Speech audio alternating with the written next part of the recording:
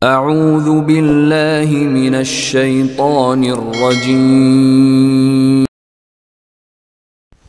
Assalamualaikum teman-teman, kembali lagi bersama saya Desi Eltakia. Kali ini kita akan mendengarkan ceramah Ustadz Adi Hidayat yang bercerita tentang bagaimana kehidupan suami istri yang ingin menuju surganya Allah.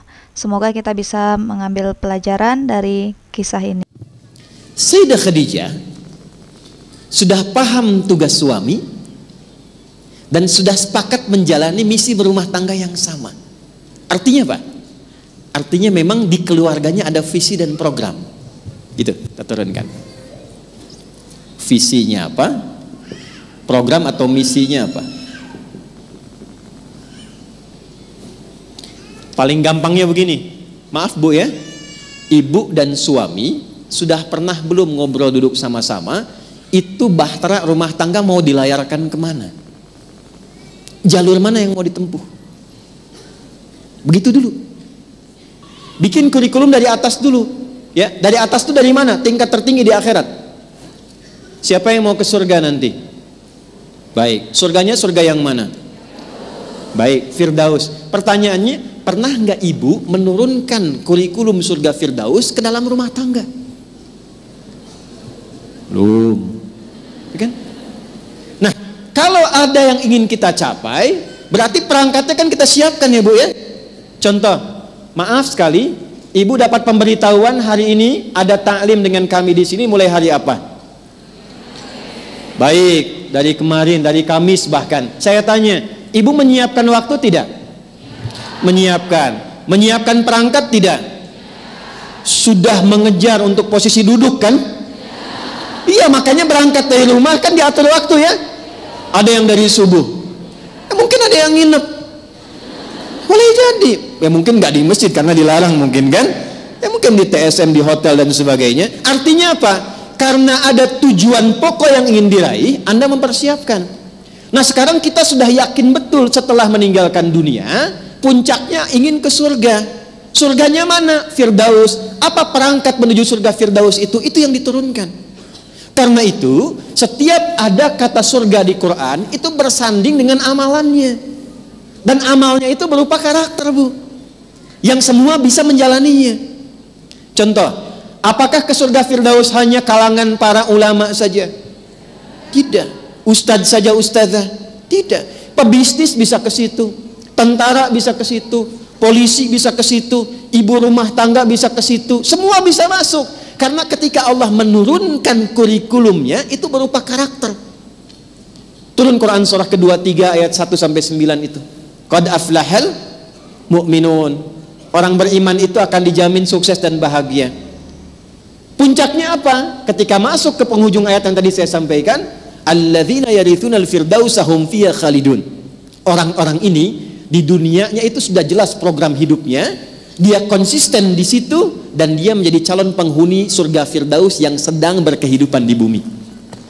Jadi ada calon penghuni surga Firdaus yang sedang berpetualang di bumi. Apa cirinya? Alladzina hum fi salatihim khashi'un. Kalau salat bukan sekedar pengen salat, tapi pengen khusyuk salatnya. Kalau sekedar salat, surga yang lain sudah ada. Tapi kalau pengen ke Firdaus, tahapan sholatnya tingkatkan sampai mendapatkan kekhusyuan. Maka selama hidupnya dia berusaha belajar supaya mendapatkan kekhusyuan dalam sholatnya. Dia bisa menjadi seorang dokter, dia bisa jadi seorang perawat, tapi ketika sholat nikmat sholatnya karena dia berusaha mencapai itu. Lanjut, walladzina hum 'anil lagwi mu'ridun walladzina hum lizzakati fa'ilun. Selama hidup dia berusaha zakat. Kalau ingin berzakat, mungkin nggak keluar zakat kalau tidak ada yang dizakati? Mungkin nggak? Zakat itu berupa harta atau kasih sayang? Harta. Karena itu berbahagialah kalau kita dititipkan harta oleh Allah Subhanahu wa Ta'ala. Ada peluang untuk zakat. Sesungguhnya harta itu diberikan untuk memenuhi cita-cita ibu yang menginginkan surga yang diidamkan itu. Maka kalau belum ada, sekali lagi, kalau Nabi kan jelas, Sayyidah Khadijah itu sudah paham siapa suaminya. Suami saya Nabi, Rasul. Surganya pasti surga tertinggi. Karena surganya tertinggi, ujiannya pun pasti terberat. Di antara ujian itu pasti butuh support dari istrinya. Itulah sebabnya kenapa Allah titipkan harta yang banyak pada saya, bukan untuk mengangkat status saya sebagai orang kaya, tapi harta ini digunakan untuk meringankan beban suami saya ketika membutuhkannya. Nah sekarang, ibu lihat suami ibu. Jangan banyak lihat suami orang. Itu. Saya ulang ya. Ibu lihat suami sendiri. Jangan banyak lihat suami orang. Karena yang Allah pasangkan untuk menitipi kekurangan ibu dan berpartner itu pasangan masing-masing. Ingat, setan itu jenius, Bu. Sebelum menikah, pasangan ibu itu paling ideal. Setelah menikah, pasangan orang itu paling istimewa. Itu. Catat ya. Boleh bikin status.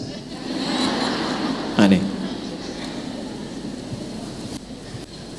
Oke, sudah dilihat. Setelah itu bikin program. Visinya dulu, Pak. Suatu saat kan kita pasti akan meninggal. Iya, Bapak tahu. Bisa Mama duluan? Ya, alhamdulillah. Bisa Papa duluan? Innalillahi. Buat dua. Pak, sekiranya kalau kita pulang, kemana tujuan kita? Ini penting kalimat ini. Ke surga lama. Surga mana yang mau kita pilih? Emang ada berapa? Turunkan. Ini yang standar, Pak. Surga biasa. Ini yang surga Aden.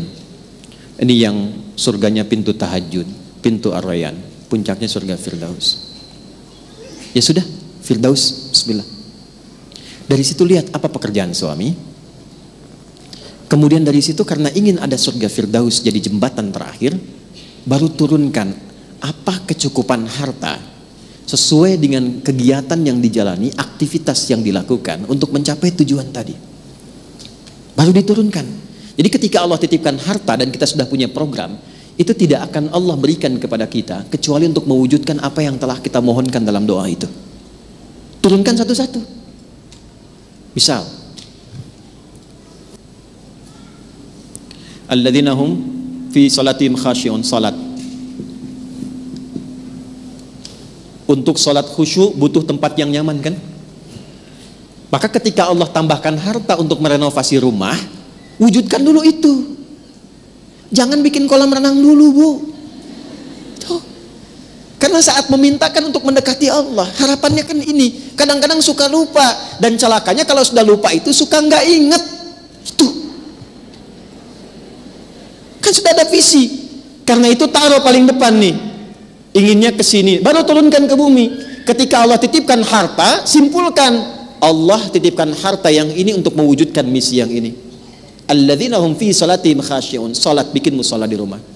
Bikin mihrab. Kisah nyata. Suami istri soleh dua-duanya. Demi Allah saya katakan nih pasangan ideal. Dan mereka sudah menetapkan surga sebagai tujuannya. Sehingga mereka menurunkan kurikulum surga ke aktivitas di rumah. Termasuk di harta, di sikap, kasih sayang, perhatian. Tiba suami karena lelah dalam pekerjaan, pulang ke rumah malam, itu terlambat bangun, istri bangun duluan. Kalau kita misalnya ingin visualisasikan, 2:30 biasa bangun, ini jam 3 suami belum bangun. Istri sopan, tunggu dulu, mungkin lelah. Begitu sudah lewat dari batas rakaat yang biasa dibaca, batas ayat yang biasa disampaikan dalam sholat, yang diduga kalau ini terlambat lewat sekian, itu kehilangan nanti witirnya sampai ke fajar. Maka perhatikan cara istri mengingatkan dengan senandung, dengan syair yang sangat indah dan tidak melukai sedikit pun. Pak,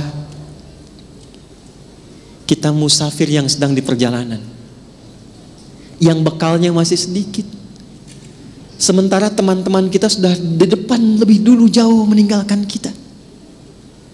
Pak, kita takut bekalnya sudah habis dan kita kehilangan perjalanan dan tidak menyusul teman-teman kita di sana.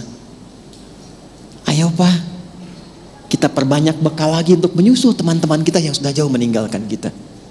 Itu bahasa Arabnya demikian kalau diterjemahkan secara singkatnya begini. Pak, bangun Pak, bukankah kita menginginkan surga Firdaus?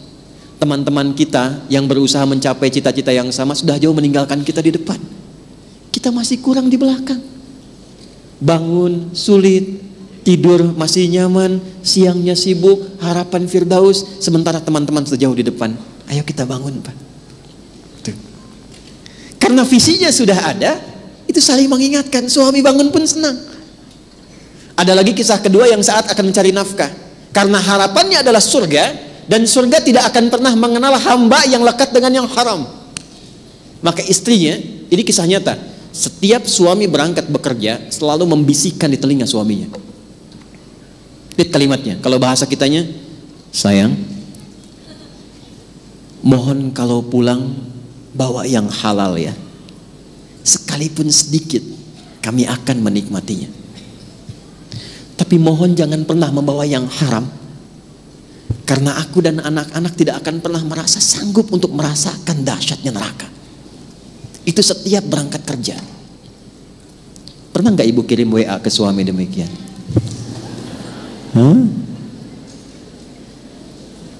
Pak,